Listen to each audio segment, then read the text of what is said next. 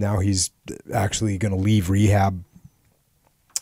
And when Toddy picked me up on Friday afternoon, I was eager to put my time in rehabilitation behind me, but mindful that I needed to keep using the tools I had been given. During my first week back at work, I opened the newspapers one morning to discover a troublesome controversy had surfaced over the design of the Vietnam Memorial. A disgruntled combat veteran had testified in a public forum that he viewed the memorial as a black gash of shame, which instead of honoring those who had died in Vietnam, called their sacrifice into question. So where this comes from is the Vietnam Memorial Wall there was a guy that was driving to make it happen, and they had approved the design, which it is the design that it is right now, the big, marble wall or granite wall. It's granite. I think it's granite. Is that design had been created, but then and Poehler really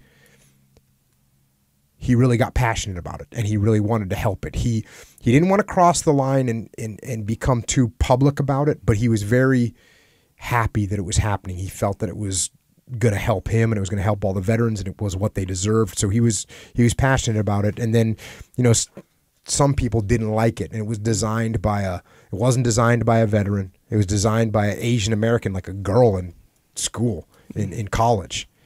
And some people didn't like that. Or some people just didn't like the design, right?